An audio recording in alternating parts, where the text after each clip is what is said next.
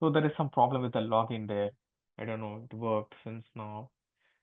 Uh, okay, so when I do a packet capture, right? So when I do a packet capture, so it is that I will see usually I will see this SSL handshake goes through. I'll erase this and I'll show you this. So I will see the SSL handshake happening there.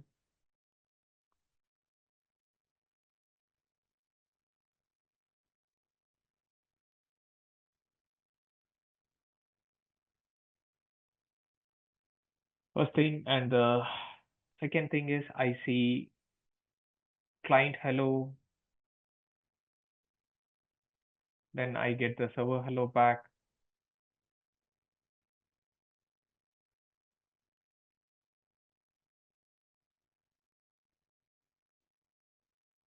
So I see the SSL handshake, I see the client hello, I see the server hello, but there is a reset from the Palo Alto. That is, in that case, in our topology, we know that is 30002. So here, this is the Palo Alto, that is 30001, and this is my client PC. It tries to connect 30001. Who will do a reset? The 30001 will do a reset because this client doesn't have that certificate. But you see your client hello, server hello. I'll try to send a capture after this class, but that's how exactly it works there. So once you create a SSL decryption profile, once it goes for the TLS, that's how the certificate plays a vital role there. So you should understand the every component of your certificate. So just by looking at your client hello and server hello, and also if you don't see any kind of error related to your certificate, don't come to a conclusion. If somebody is doing a reset, who resets the connection and why it resets? So you have to look for all the parameters in your certificate. And as I shown you before in the previous classes, if something happens with your encryption, your hash, how do you verify? Now you know that if you expand your options, we discussed this in the previous classes. In the extensions, you can see your TLS supported versions. Most of the time, your if the client is proposing the lower TLS version, and if the server just support only the higher version, always look for the higher version. And if the server if the server doesn't support the higher lower version, it's going to break your TLS connections. So these are all the most wide troubleshooting and most use cases we have for the troubleshooting, and I would say the most common problem we encounter with. So when you look for that, you have to check for your certificate validity. Sometimes that is very important. If you have your expired cert, your connection will not be established. So when you are doing a SSL handshake in the client hello and the server hello, you should also look into the extension. You should see it is valid through. You should check your validity and your expiry and everything you have to compare. So in this example, it is valid 10, 2021 and 2020, May 10, 2021. Even if you try to log in on May 11, 2021, example, in that case, I'm telling, so it's not going to work. So when you're troubleshooting, the key thing you have to look for is your validity, right? Your encryption standard, your TLS. Then you should have your root certificate. It's all the key components there when you're troubleshooting with that. We discussed a lot about this in the previous classes. And then followed by this, I will show you how this voice traffic, how do we inspect the voice traffic in Wireshark.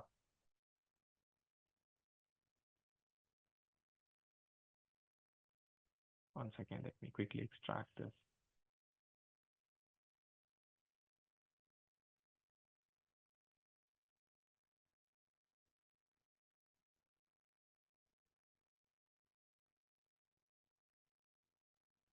So this is the PCAP I have taken from a voice.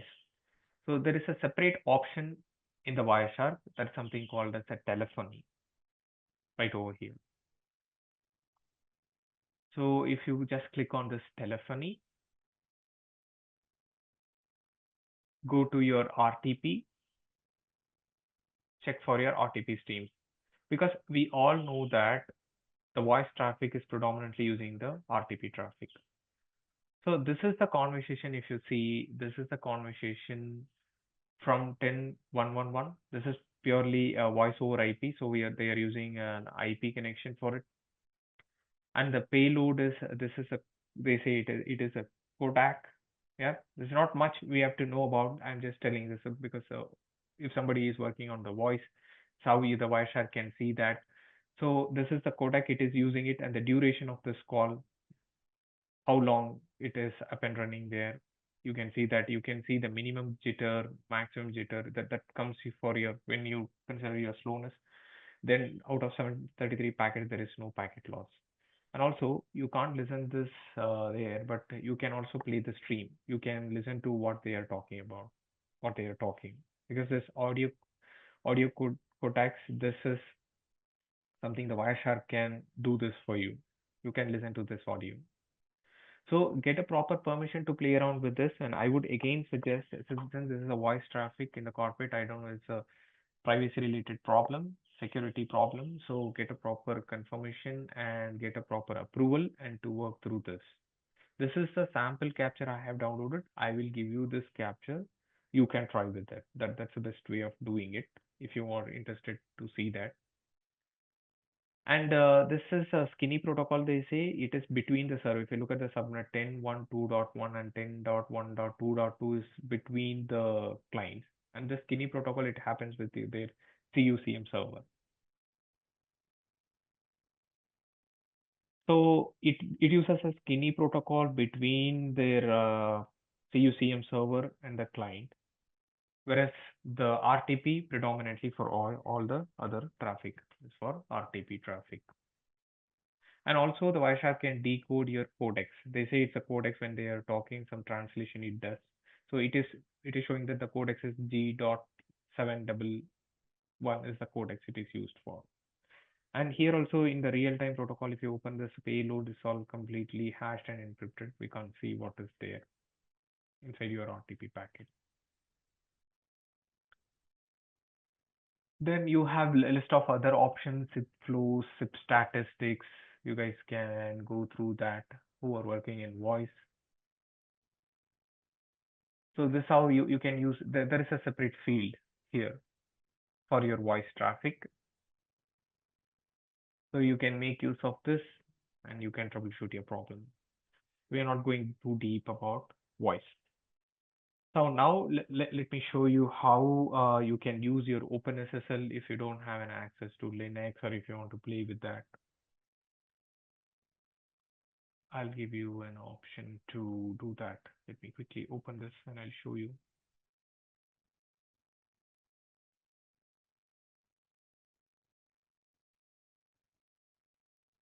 This is my cloud account I'm practicing for my AWS.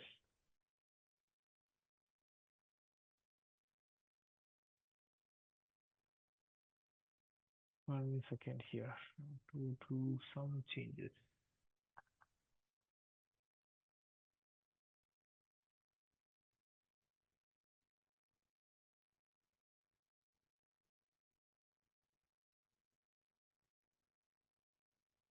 I'm going to log in this.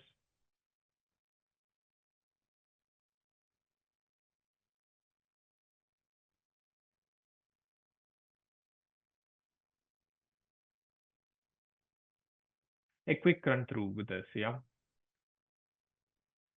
So I'll show you what we can do with this. So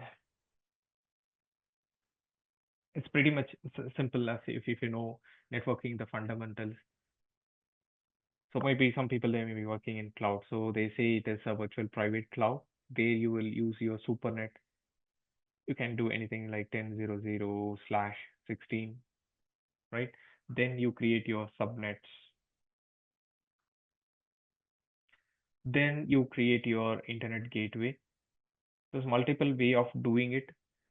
But if you don't want to do a NAT, but if you want this private IP to reach the internet anywhere outside, it is just the VPC example. I'm giving a number 1, 2, 3, 4, 5. So whenever you create a VPC, you will be given with the number. It is auto generated by the, what is that, in the Amazon AWS. So once you get this number, you have to attach your subnets, you have to attach everything is like you want to attach. That's it. So once you create this, right? So once you create this, and if this your private IP address has to be routed to the internet, you have to attach your subnet to the internet gateway. So once you create attach to your internet gateway, it automatically assigns your public IP address to it. So other than this, it cannot be routed. There is two way, right? So one is your internet gateway, another one is your NAT gateway. So I deployed in a way that it is using a internet gateway. It is like a source NAT. So whatever the traffic that comes from the local subnet, right, that hits the internet gateway, it goes out with this public IP address out to reach wherever you are trying to reach. So in the destination NAT, it is a bit different. We are not doing that here. And then with the same subnet, my subnet, I'm going to create one more EC instance. That is like your virtual machine. You're going to create your virtual machine as a service. So we are going to spin up a Linux box. I'm just going to show you how to do that. Yeah. So you can spin up your Linux box and you can play with your OpenSSL there. And also simultaneously, you can learn a little bit of your AWS. So this is my VPC.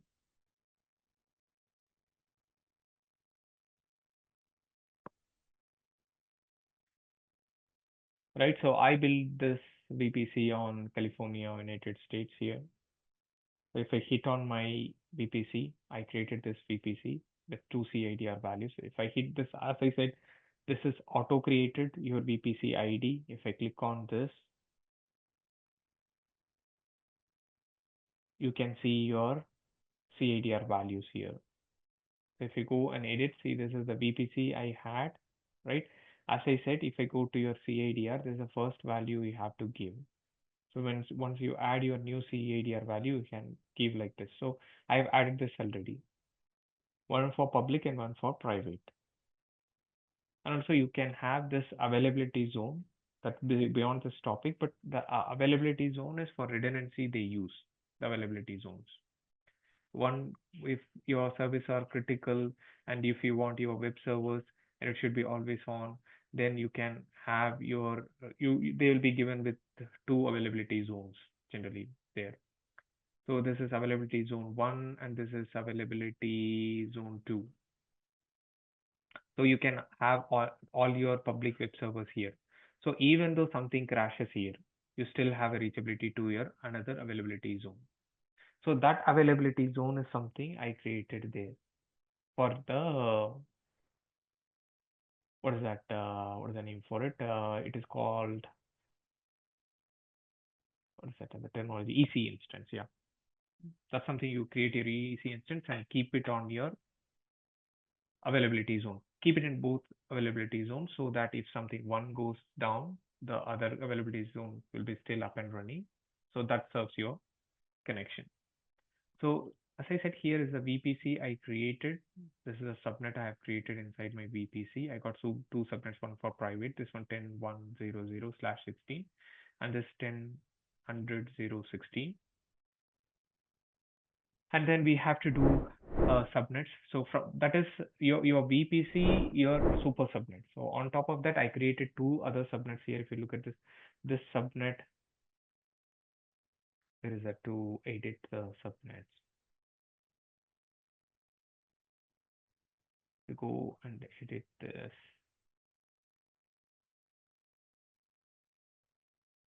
Yeah. So I created two subnet. One is 10.110/24, right? This is 10.1.101/24. So you can create your subnet. This is a predefined. I mean, I created this. So once you want to create a subnet, you have to hit here, create your subnet, and you have to attach to your VPC. In this case, this is my VPC, and you can add your subnet blocks here. So I'm not doing anything here. So you can give your name, you can attach to your VPC ID, and you can give your subnet values here. You can give the name, you can give the subnet values here, whatever you want to add, right? Here is your subnet block you have to define and attach to your VPC. Everything is just an attachment, very simple. So I got two easy zones, as I said. I created these two subnets. And coming to routing table, it's same like our router. If I go to this public route,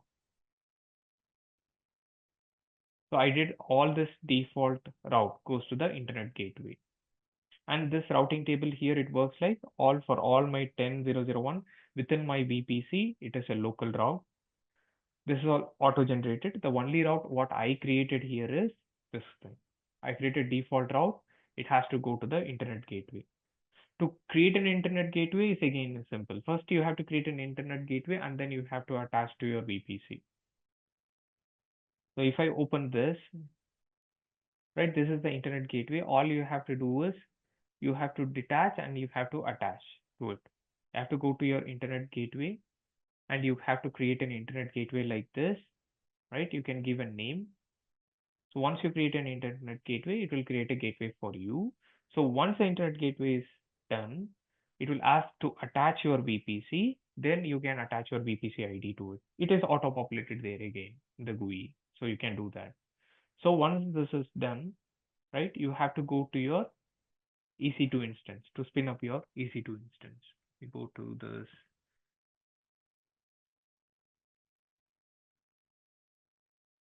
That we have to type in EC2. Yeah.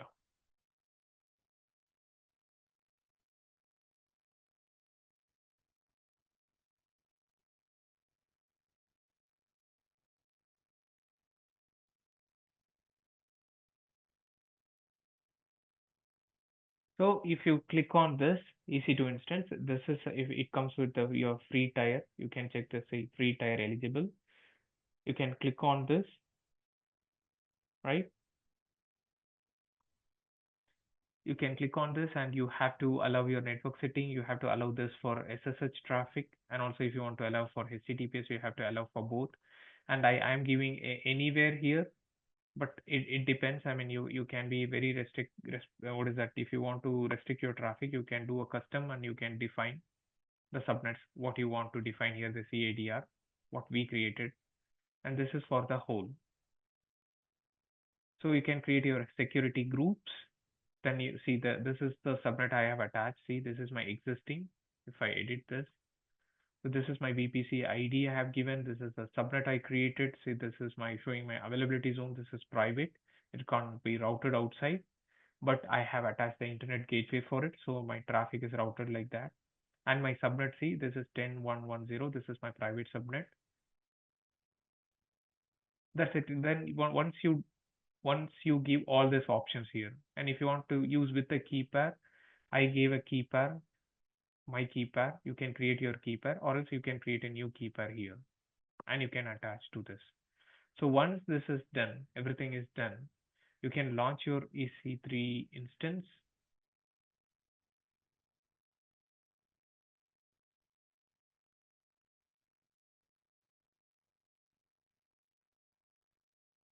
And it opens up there. Yeah, this is pretty simple. You can do some Googling and you can get it. So this is also a way where you can create your VPC and you can have your EC2 instance and you can play with your SSL connection there.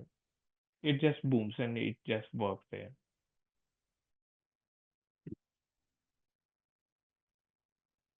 So what else? I think I covered this. I talked about that. Yeah, that's it really. Then I'll give you this cheat sheet there. You can practice your stuff. Yeah. And then now I will give a quick unmute permission for you guys. And before that, one thing I think I have to, okay, I want to take that capture back. Okay, I'll come back to that.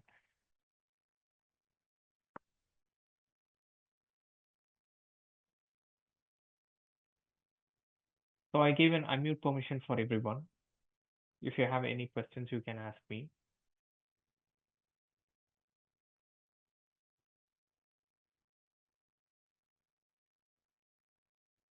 Hi, Asad, Neelish.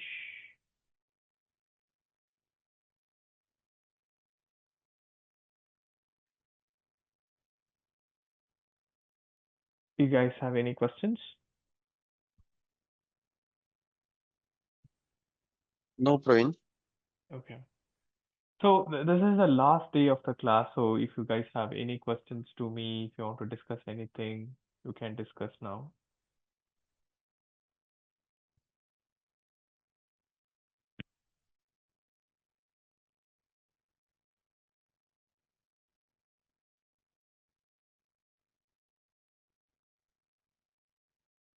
Okay. Neelish. Hi, Neelish.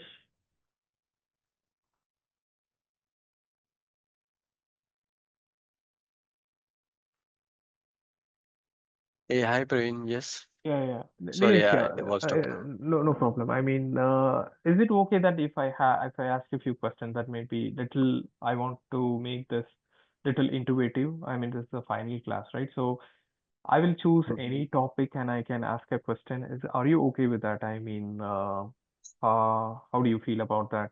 If you're comfortable, we'll continue with that. Just to know how much you Mhm. understood and how much it reached everyone. Yeah. It's not about to analyze your skills. If you're okay with that and comfortable, let me know. We'll start. Mm, Actually, I haven't Practice. done in much practice. Yeah. Okay, okay. So it will. That's Okay, fine. no problem. Okay. But if you want to ask a few things, I will give try my best. Okay, okay, sure. Okay.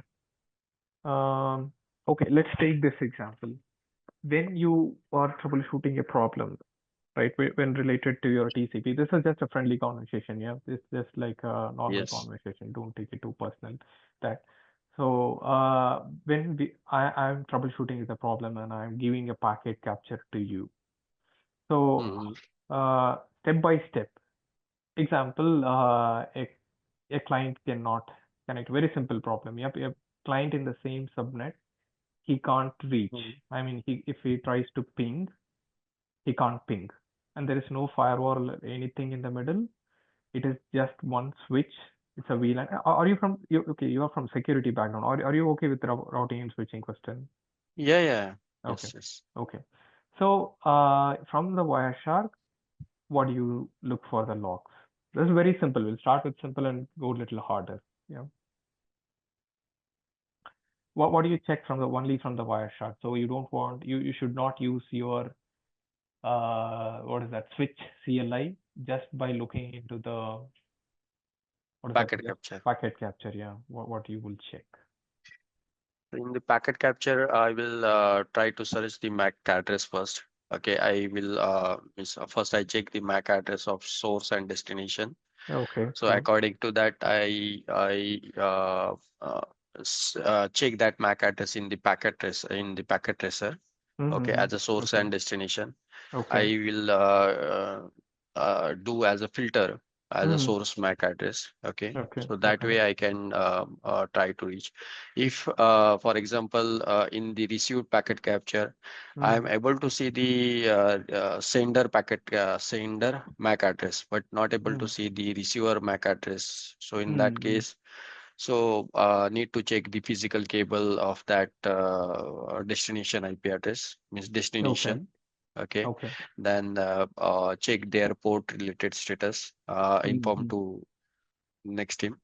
Mm-hmm. Second thing, if the packet is not reaching, the another cause like VLAN mismatch.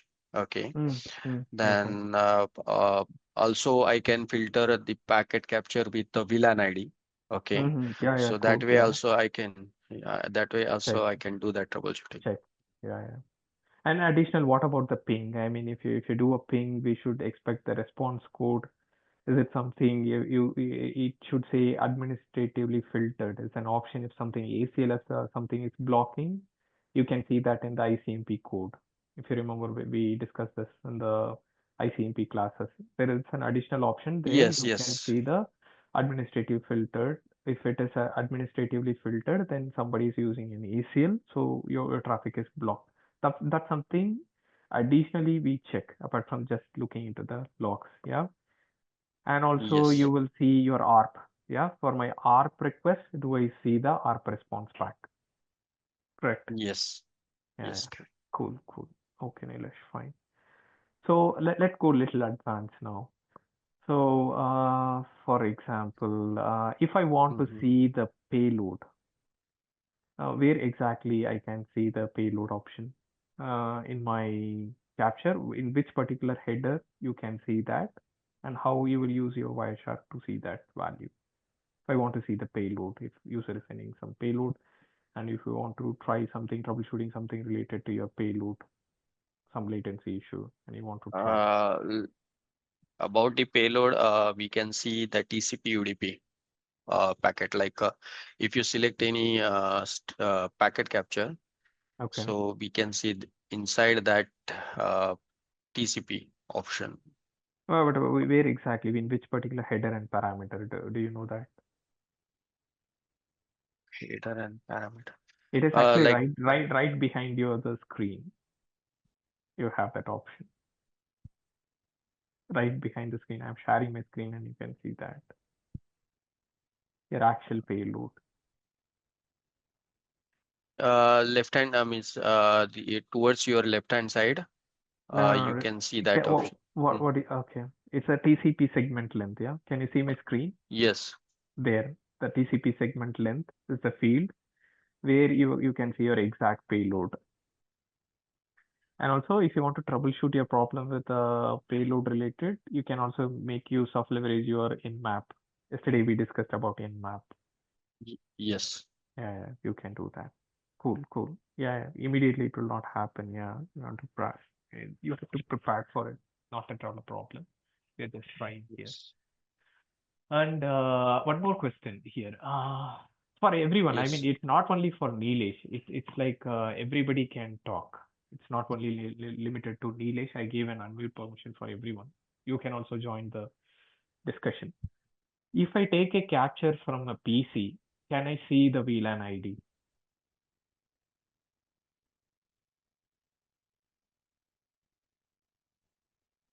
no, Amazing. Because from the PC standpoint, it doesn't understand, it doesn't work on layer 2. Yeah, it does, it works only on layer 3. We don't see any packets.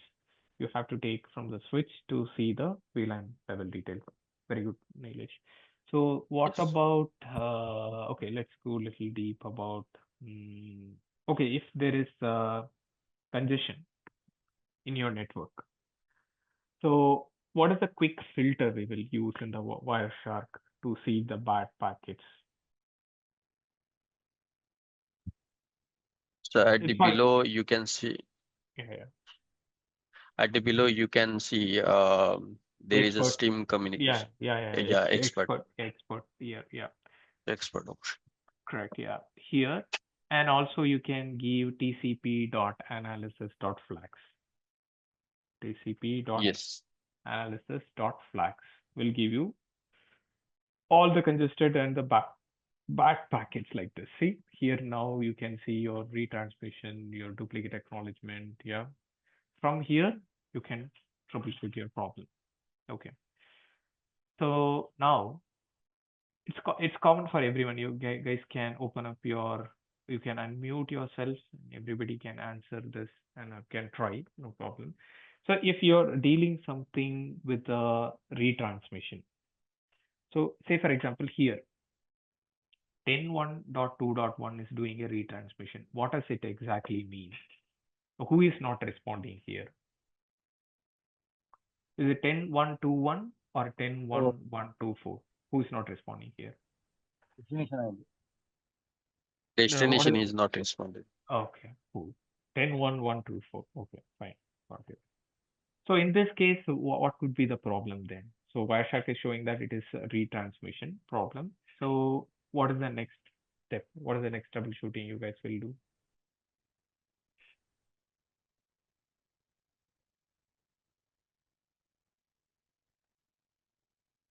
is that you guys will check for the gateway of it. First, let me try to ping the gateway of it. I'll do a trace route, right? Do I really have a routing? But because this generally happens if there is no routing. Okay, so you don't see the retransmission and you see the reset.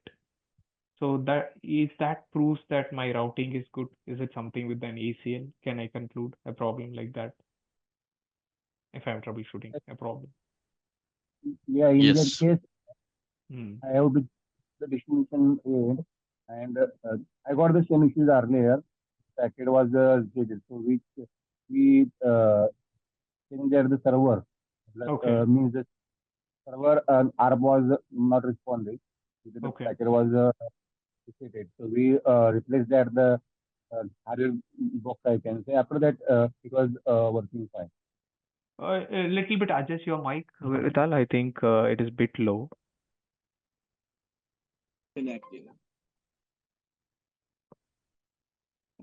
Yeah. Sure. Okay, No. in that Hmm. case, I will be check with destination and server. Hmm. No, I mean the reset happens. Then does it prove that do you have a routing? Yeah, yeah. Receipt means that three-way handshaking is not happening properly server to the Hmm. client to server. Okay, so mean the Okay. destination is not sending the proper packets.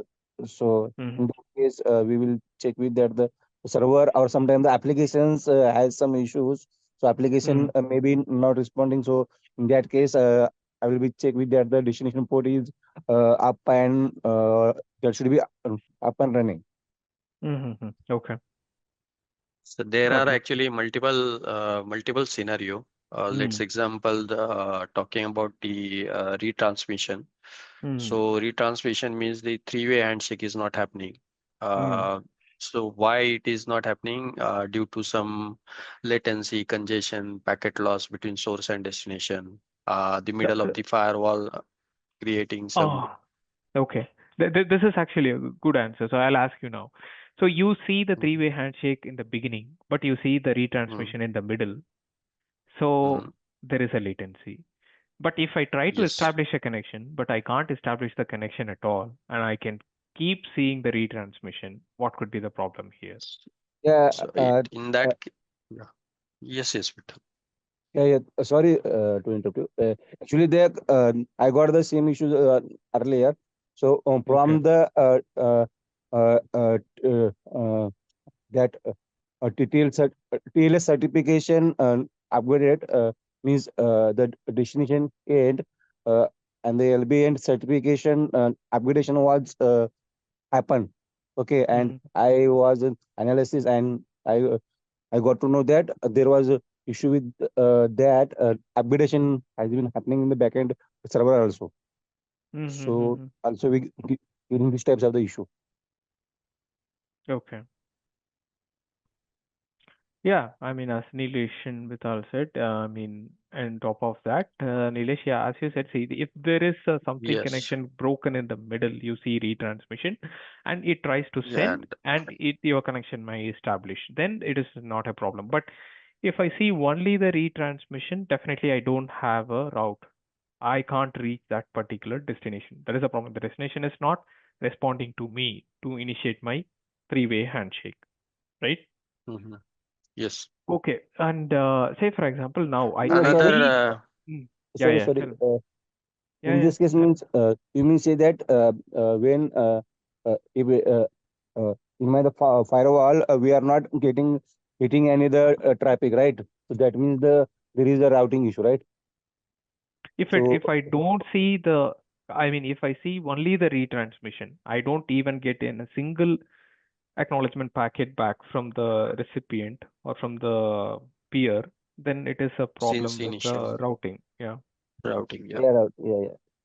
Okay, okay. So another conditions like the app related, like if the source and destination source is trying to access the 443 port Hmm. to that destination. So Correct. the app is app something app happening means the crash happen, a server crash, or a Yeah. server having the buffer related issue. Okay, the Okay. port related issue. Sometimes the server upgrade their patches, so that time the server not giving the response to a receive request. So there Yeah. are multiple scenario in between. Scenarios, absolutely, absolutely. We can't come to a conclusion just with Even the one LBs is troubleshooting. not the responding. LB is the virtual IP VP is not responding also, right? It What? depends scenario. Yeah, Yeah. yeah, yeah. Vital. Yeah, correct. Yeah.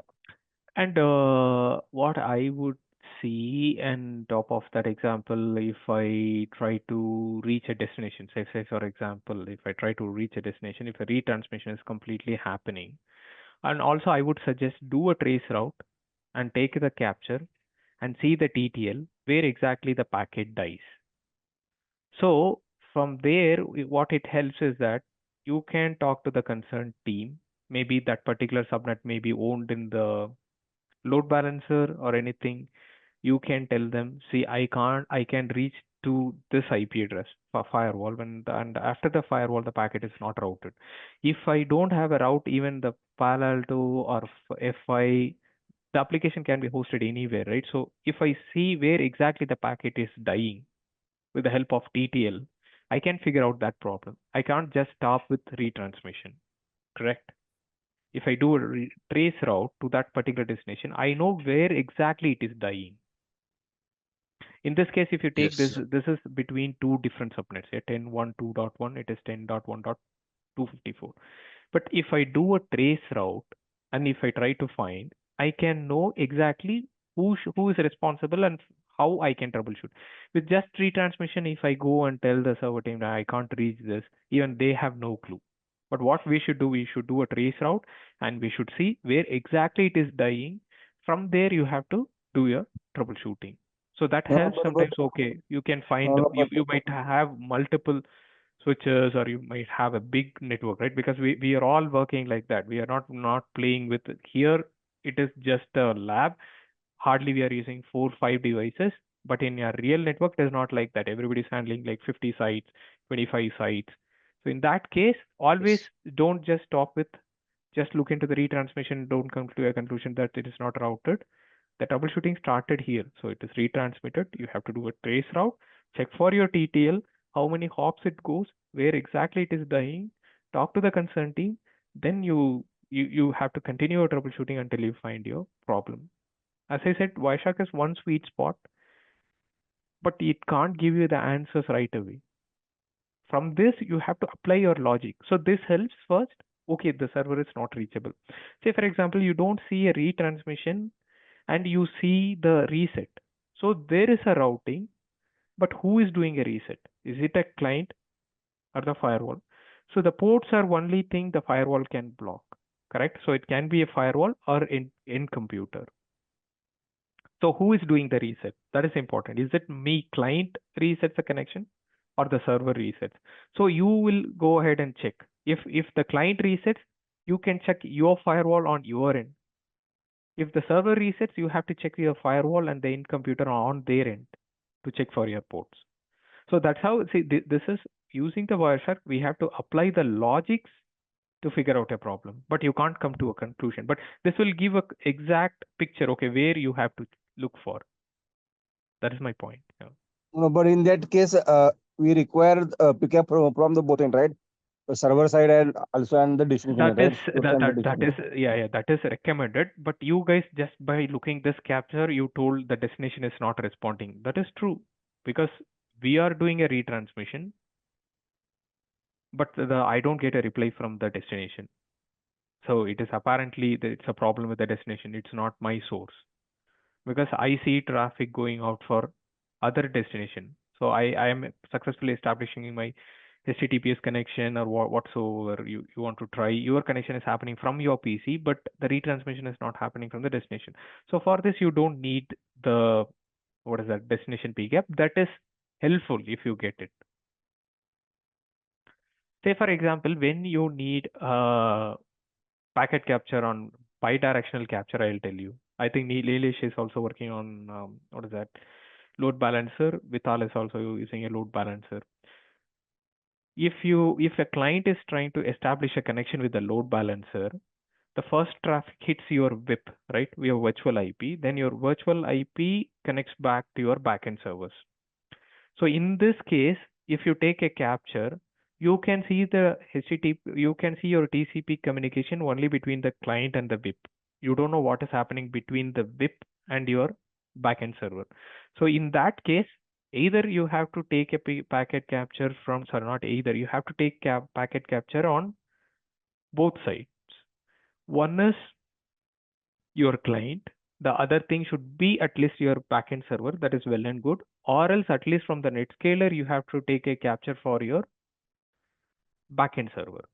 So in that case, it is very mandatory because you have two TCP connections. So in that case, only with only with what do you say, from the client side, you can't do anything.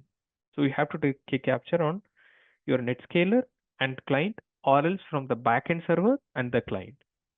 So apparently the backend server cannot talk to the client directly if you have your Netscaler, you mean your load balancer in the middle. So you have to take a capture like that. So it depends on the use case. You guys got the logic when to use bidirectional packet capture? Yes. Yeah. So in that case, you have to do like that. Okay, now let's go to some additional topics. What else we got? Let me quickly open the course content here. What about Santosh? Do you have any questions, Santosh and Asad?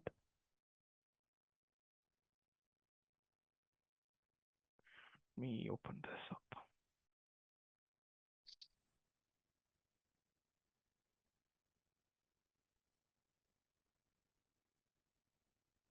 I use your iPop tactics for utilization issue.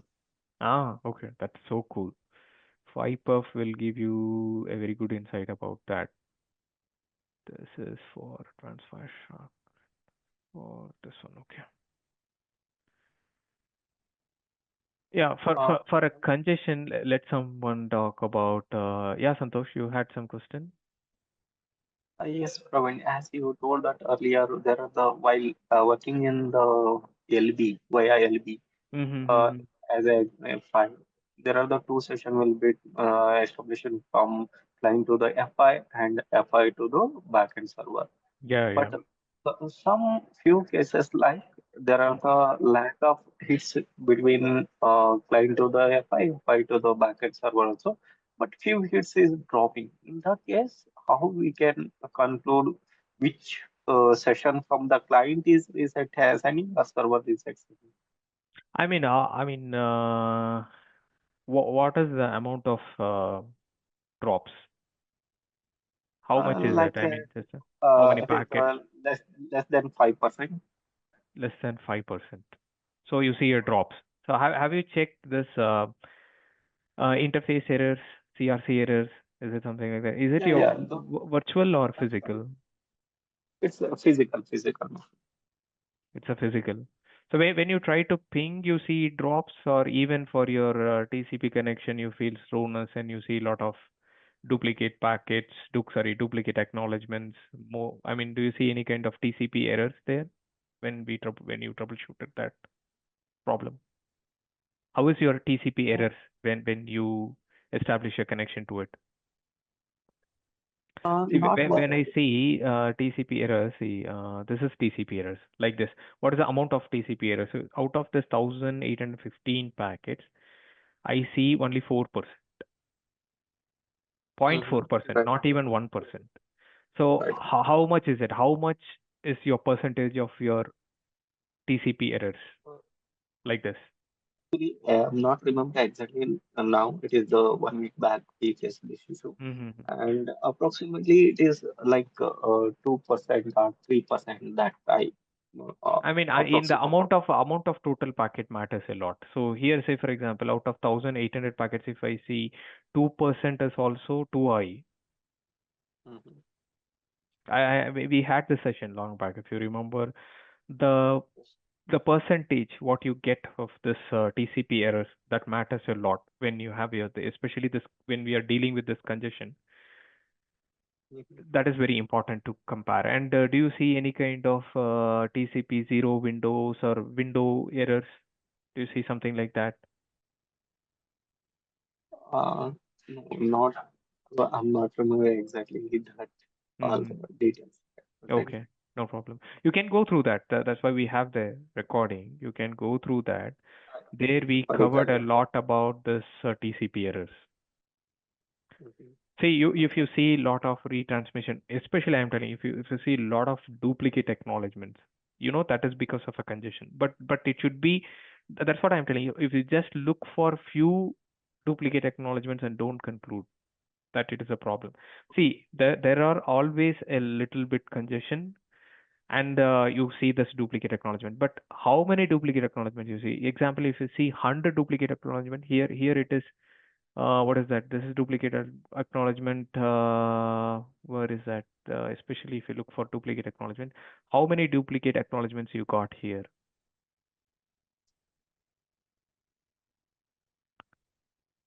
So here I see this is duplicate acknowledgement for this 21 packet. This is 111. So this is not a big deal. But if you see 21 slash 1, 2, 3, 10, 100, something like that, if it grows like that, then it is a problem. So that's how we see. Oh, First, you have to check, is it my interface error or is it something with my TCP connection? If you want to really find your TCP problem, this is how you have to figure out. You have to see how many duplicate packets you see. Do you see any TCP window error? Anything related to TCP bad packets? Then you have to come to a conclusion. Why it is. And have you checked your round trip time when we discussed about this SYN-SYNAC ACK back? When you see for your SYN-SYNAC, what is your round trip time? See, this is SYN and this is SYNAC. This is 113 milliseconds. So what is your milliseconds? You have to see that. Is it going beyond 1 or 2 seconds? And even in the middle also, is it your HTTP request for that, the response is bad? If you say generally it's a packet error, mostly it is with network congestion. Generally, if you see there, you see a drop. It is a network congestion. But if you don't see any drops, but you have problem with your TCP connection, then you have to check for the other parameters. okay. Everything collectively you have to troubleshoot. Okay. I'll research on that once again. I will validate, then I'll Okay. come to know, or I'll get back. Sure, no problem. And So, yeah. I shared one WhatsApp message that command the explanation I want, because when we are packet capturing in the F5, Mm-hmm. we are decrypting, and but my lead is not explaining that command output, so that I want to decrypt. You want to, okay, is it something you sent to T-sharp is me? Something. doing that. Oh, C something number is, that is the file name. oh, this is a T-Shark. You're using T-Shark. Okay. Through T-sharp he is putting this command in T-sharp, then that output file is opening into the Wireshark. Till the time that TLS or SSL will not be, we cannot visible packets. Mm-hmm. I will go through this and I'll get back to you. Yeah. Okay, okay. Yeah. Sure. Santosh, could you please share that command in our group? Sure, I'll share it. Yeah, thanks.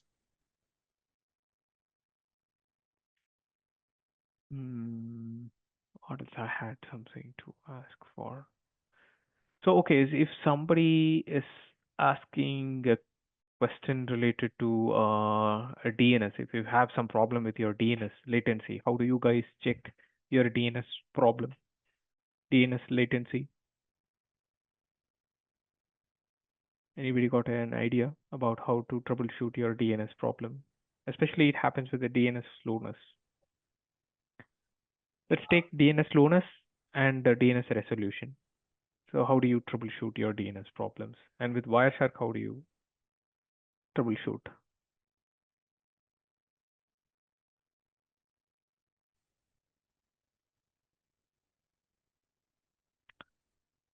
Vital, you want to say something? Yeah. In that case, we have to check that NS lookup is happening or not. Right? Okay. The name to IP or IP to name should be resolved. Okay. Properly.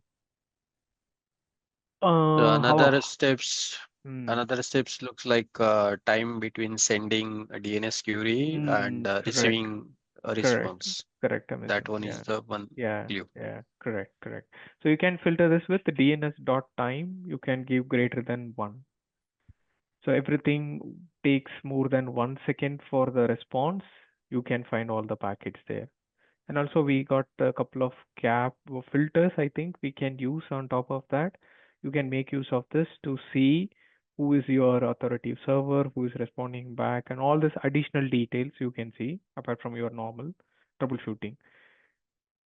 And also the very basic thing is if your local DNS server is up and running, you can ping and check, and you can, if your destination is, I mean, if you can't resolve your host name you're trying to resolve, if you can't resolve it, try to change to the public DNS and try to resolve what is happening.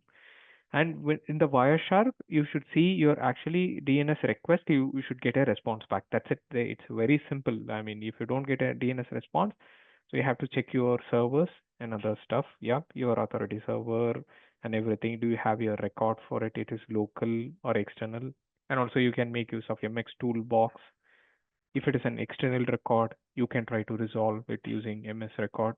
And especially in comes to Wireshark, when you're troubleshooting, you can check for your DNS latency. And as I said, you have some other additional headers there.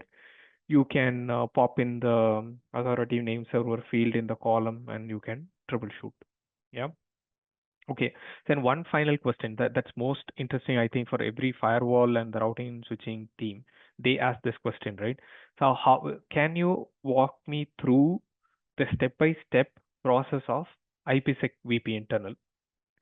So even I had this difficulty for 4 5 years back. I remember somebody asked me, I was very blank. I mean, I said we will be using this key encryption hash on both end. I will check. But he asked me very simple. That made me to learn IPsec tunnel. He asked me very simple question. Can you help me packet by packet how the IPsec tunnel happens? Can you explain the phase 1 and phase 2? Can you explain me the modes and the whole mode of operation? Then something it inspired me the question. Then I learned this IPsec tunnel. So do you guys anyone interested here to talk about the whole process of IPsec tunnel?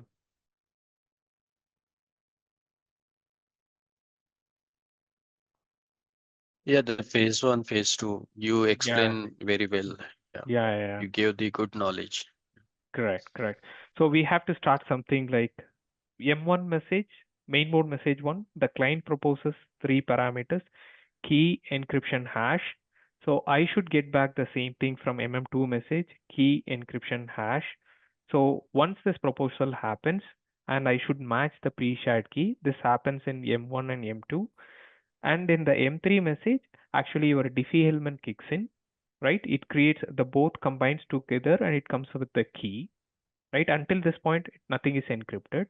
After this M3 message, the Diffie element will share its shared secret key, and in the M4 message, it shares the shared secret key. So both Diffie element group matches. Everything is encrypted after M4, and M5 and M6 you can't see anything.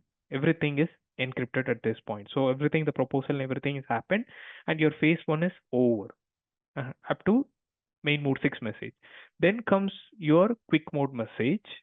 There your actual phase 2 tunnel builds in, and your interesting traffic, your what is your interesting traffic. If it is a routed mode, you don't have any ACL. This is a route based VPN. But if you are using any kind of ACL, that is policy based VPN. So you should see your quick mode active or idle state. Then you should see the 3 quick mode messages. Followed by that, if your actual transport is happening, your packet is properly send and received in your IPsec tunnel, you should see all your ESP packet, and also you should see your SPI information. I think this level of information is more than sufficient if you give to someone else. If you talk about VPN, I think they will not ask you more questions about this. We covered a lot with this. Yeah, Yes, Praveen. yeah. That's it about today's session, and all the best for everyone. Keep in touch, and you can ping, share your knowledge, and yeah, every batch is an amazing batch, but especially this batch is they are very understandable and they are very cooperative, and you guys really asked fantastic questions, and I hope I tried my best to do. So not everybody can give answers for all the questions, but I tried my best and I shared my experience. Even I learned a lot from you guys. I mean, from everyone, from different scenarios you guys explained. So that's so cool. So I enjoyed this batch very much. So all the very best. And my piece of advice is everybody is very busy with our work, but spend some time. I mean, discipline is the key for that. So we can't be stick to the same thing forever. Even though if we are rushing up, we are doing stuff. At least we spend some time to go through what we learned and leverage your Wireshark skills because it helps for every platform. It is not limited to routing and switching or security. It helps for your cloud. Believe me or not, I mean, I can learn AWS and everything. I mean, I'm doing a self study. It is this Wireshark helps me a lot, especially when troubleshooting. I got stuck, 5-6 years back. I was very bad in troubleshooting. That is just because I can't understand the fundamentals of that. Even though we know sometimes, right? We know SSL and everybody will look for an SSL. We are, but the problem is we are not going deep level. To go deep level, Wireshark helps you because for every packet level, if you learn along with your theory, that inspires you, that makes you more interest. You feel so in how to say that you will feel so interested to learn something. But if you just learn theory, I mean, if you just do practical, it will not help. So I think Wireshark is such a sweet tool where you can leverage your learning. That helps you to learn a lot. So I mean, if you're not using Wireshark, I'm telling, maybe you might be doing your debugging. It may help in the parallel to some. I mean, I think someone said about that, Setu. That's true. You can do your debugging and fix a problem, but to understand the concept, I think Wireshark is the best place where it helps for your learning. So you can, learn deeper with packets. So that's my take and experience with Wireshark. So all the very best, and try to learn whenever you get time. Just go through that, and I hope this will be helpful for your career. And if you have any other questions apart from this, I'm happy to answer you guys.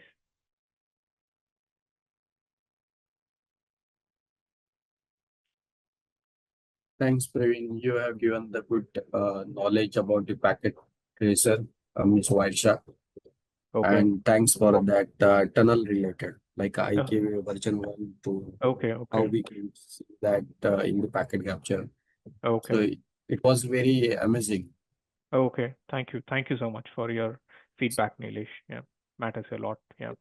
Praveen, from my end, I'm more than coming to a troubleshooting call due to the help of this wire set, and I'm giving them the solution. This is happening from your end, and this is happening.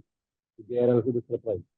A little adjust your mic, Vital. I can barely hear you. Disconnected. Okay, I'm audible. Yeah. No, you're fine. Yeah. Okay. So uh, during this is the training, I jump to the P1 call. Okay, I did lots of the packet capture analysis. Okay, and after that I have resolved many issues due to help of this is the packet capture, and Okay. everyone was the surprise of how Oh, you cool. to know that like that. So this is the means the very powerful tools where we can fixing our the production issues. I can say application production or the whatever the issue we can understand. Okay. Yeah. You're right. Yeah.